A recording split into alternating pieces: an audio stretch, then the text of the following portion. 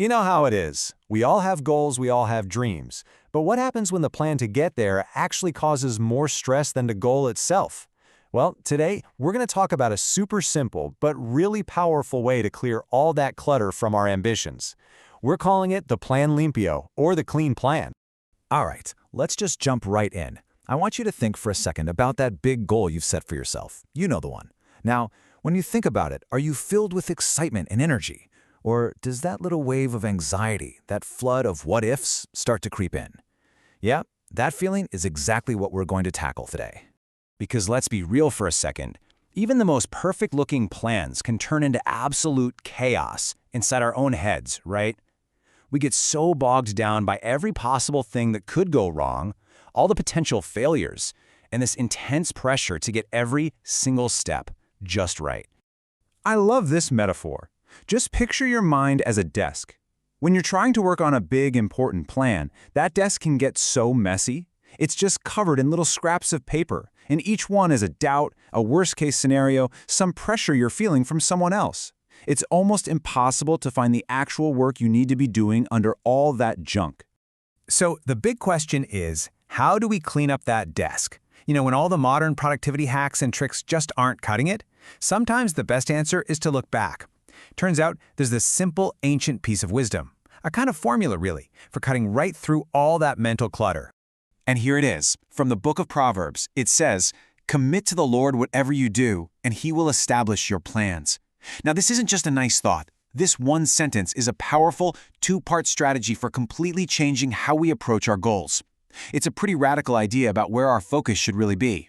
So let's break this down into something we can actually use.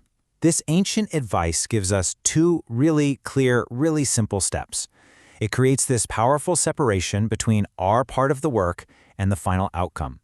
Okay, so here's how it flows. Step 1, that's our part, the action. We have to commit our works. Then comes step 2, which is the promised outcome, the result. Our thoughts, our plans, they will be established. Think of it like cause and effect, but it all kicks off with a very specific action from us. So what does it actually mean to commit something? The original word here means so much more than just, saying a quick prayer about it. It means to literally hand it over, to entrust it, to roll it onto someone else with complete and total confidence. It's this intentional act of letting go. You still do the work, absolutely, but you release the heavy burden of the final outcome. And this right here shows you the night and day difference it makes. On the left, you've got planning in solitude. That's our cluttered desk, right? It's full of second guessing, constant worry, and the crushing weight of every little thing.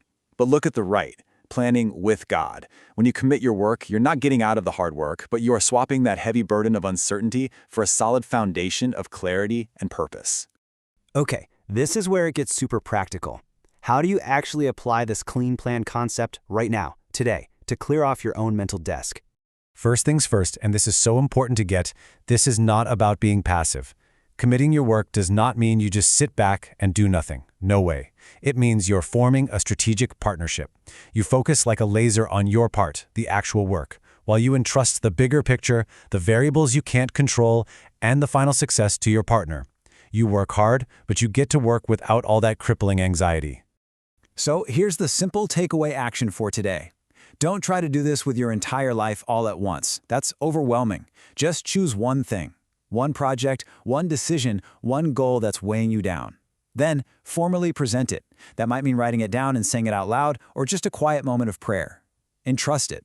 And then get to work, but with a whole new sense of peace, knowing you are not carrying that weight all by yourself anymore. And that really brings us to the final thought here. The most important question isn't just, hey, does this make sense? It's, what am I going to do with it? So, what's that one thing on your cluttered desk right now that you're going to choose to clean up by handing it over?